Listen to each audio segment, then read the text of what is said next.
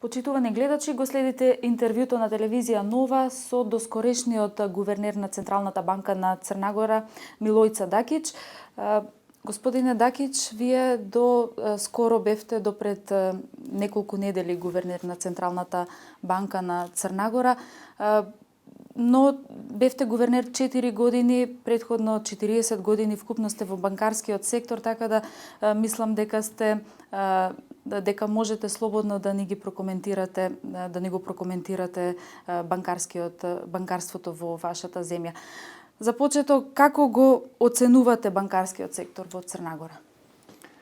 Pa što se tiče bankarskog sektora u Crnoj Gori, on je trenutno stabilan, likvidan i solventan.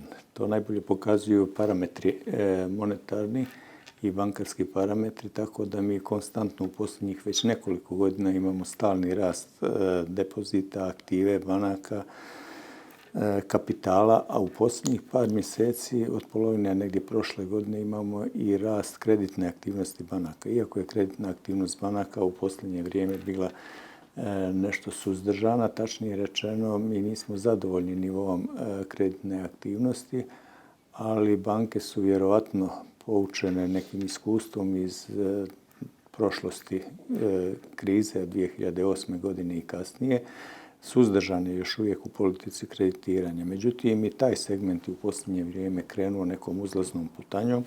Likvidnost i solventnost su konstantno iznad propisanog nivoa. Financijski rezultat banaka je pozitivan. Ono čime nismo zadovoljni, to je nivo nekvalitetnih kredita i visok nivo kamatnih stopa. Веќе го споменавте кредитирањето и нефункционалните кредити, да одиме поред. За почеток, како ја оценувате кредитната активност на граѓаните во Црна Гора? Banke vode jednu aktivnu kreditnu politiku prema sektoru građanstva i sektor građanstva je jedan od osnovnih generatora akumulacije bankarskog sektora, tako da su oni veliki korisnici kredita. Kreditna politika banaka u tom pravcu je dosta u posljednje vrijeme povoljnija nego što je bila u nekom ranijem periodu. Kamatne stope banaka su smanjene, posebno na kredite za stambenu izgradnju, tako da ima jedan širok dijapazon počev od namjenskih kredita do gotovinskih kredita i mislim da građani u posljednje vrijeme mogu kod bilo koje banke na veoma pristupačan način da dođu do kredita. Колку комерцијални банки во Црна Гора се под надлежност на Централната банка? Pa, apsolutna nadležnost Centralne banke je nad bankarskim sektorom, odnosno poslovnim bankama u Crnoj Gori, jer Centralna banka je institucija koja izdaje dozvole za rad banaka, koja vodi registar banaka, koja propisuje regulativu za bankarski sektor, vrši kontrolu poslovanja banaka i preduzima mjere do stečaja i likvidacije. Tako da je apsolutna kontrola nad bankarskim sektorom. Centralna banka ima razvijen taj odjel odjel supervizije i ima stalan uvid u bankarsko poslovanje, tako da je kontrola Centralne banke, a samim tim i odgovornost za stanje u bankarskom sektoru apsolutno. Кои се најбараните кредити во Црна Гора? Потрошувачки, стамбени, автомобилски кредити за автомобили и како се движат каматните стапки во земјата? Najznačajniji su krediti za stambenu izgradnju. To je prva kategorija kredita, najznačajnija, jer u posljednjih nekoliko godina u Crnoj Gori je prilično izražen rast u oblasti građevinarstva, dosta se izrađuje stambenog prostora, tako da veliki broj građana upravo rešava svoje stambeno pitanje uzimanjem kredita kod poslovnih banaka. To je vrsta kredita koja je najzastupljenija.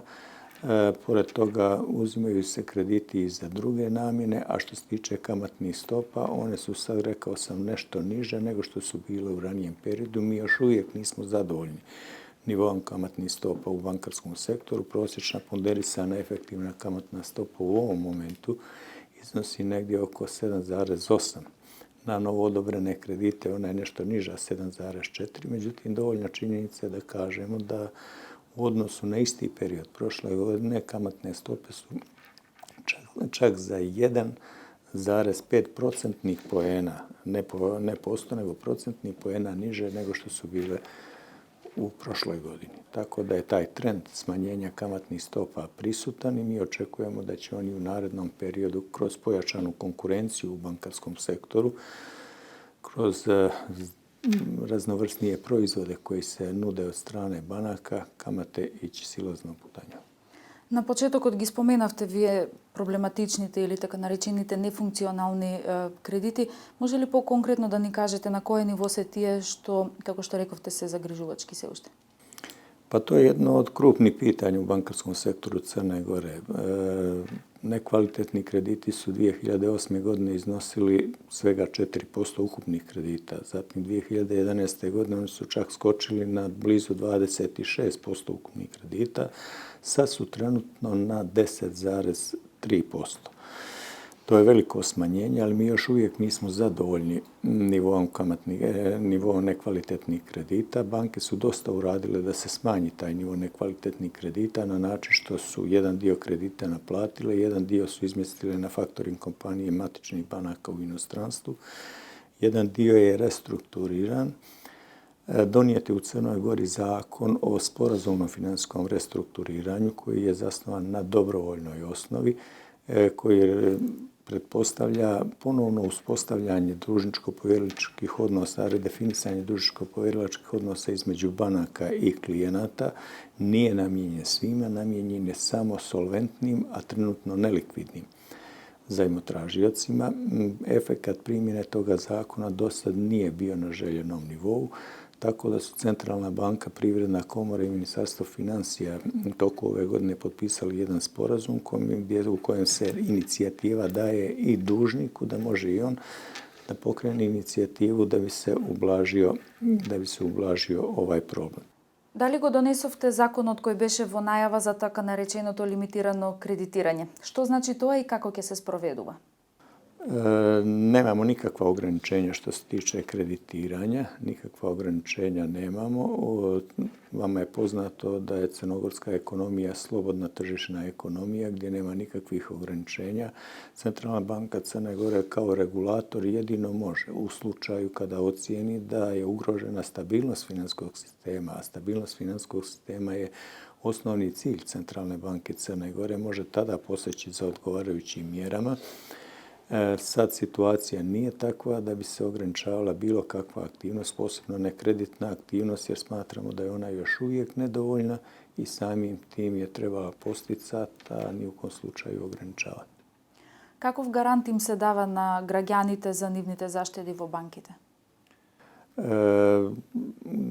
Građani su zaštićeni u tom pravcu, što u Crnoj Gori postoji fond za zaštitu depozita, tako banke su obavezne da 1% od depozita izdvajaju u fond za zaštitu depozita i u slučaju problema, odnosno stečaja ili sanacije neke banke, građanima je zagarantovano isplata do 50.000 eura iz fonda za zaštitu depozita.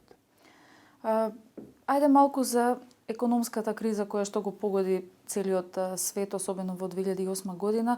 Како Црна Гора се справуваше со овој проблем, со глобалната економска криза? Pa Crna Gora kao mala otvorena ekonomija bila je dosta izložena udaru globalne krize iz razloga što Crna Gora je uvozno zavisna, tako da se ta kriza reflektovala i na Crnu Goru. Reflektovanje krize najprije vidimo u smanjenju aktivnosti u privrednoj djelatnosti, što je uticalo na ekonomski pad u Crnoj Gori. Međutim, treba imati u vidu i sljedeće, da je Crna Gora zemlja koja ima najveći priliv stranih direktnih investicija od svih zemalja u regionu i to je bila osnovna pokretačka snaga, da tako kažem, crnogorske ekonomije, da smo i u tom periodu krize uspjeli da privlačimo investitore. Mi primjera radi danas imamo investitore iz 88 zemalja, što je veoma značajno, tako da u tom periodu je to bila značajna poluga za oživljavanje i održavanje privrednog sistema u Crnoj Gori. Каква е проекцијата на Централната банка за економскиот раст на Црна Гора за 2017 pa i 2018 godina?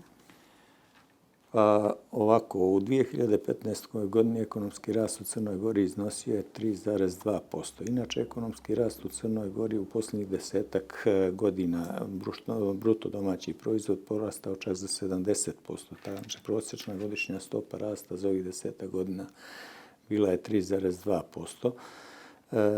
Projekcija Ministarstva financija za 2016. godinu je da će taj rast iznositi 4,1%, odnosno 2017. godine 4%. Međutim, zbog kašnjenja u izgradnji nekih krupnih investicionih projekata u Crnoj Gori, kao što su izgradnja autoputa, zatim izgradnja određenih projekata u oblasti turizma, energetike i poljoprivrede kao i saobraćaja. Kašnjenje u izgradnji tih objekata uslovilo je da ekonomski rast u 2016. godini neće biti na tom nivou, nego će biti nešto niži. Računamo negdje do 3%, ali oživljavanje ove privredne aktivnosti, aktiviranjem ovih projekata, koji je već počelo sad krajem ove godine, očekujemo da će rast u 2017. godini biti na nekom nivou od preko 4%. Каква е соработката помеѓу централните банки во регионот, особено нели да се посветиме на соработката помеѓу Централната банка на Црна Гора и Народната банка на Република Македонија? Centralne banke regiona imaju izvanrednu saradnju. Ja mislim kad bi ta saradnja na nivou država bila takva kao što je na nivou centralnih banaka, onda bi to bilo zaista dobro.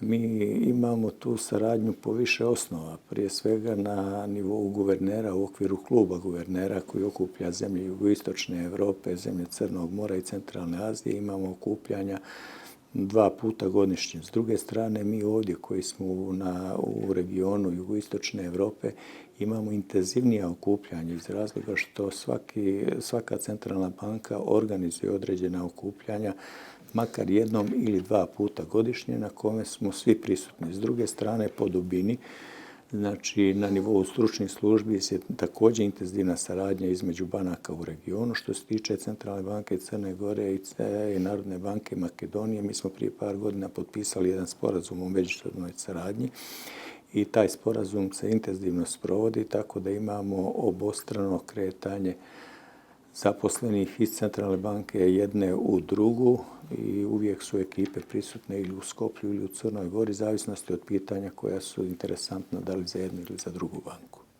Gospodine Dakić, vi благодарам много за ова интервју и за вашето време. Hvala i vama.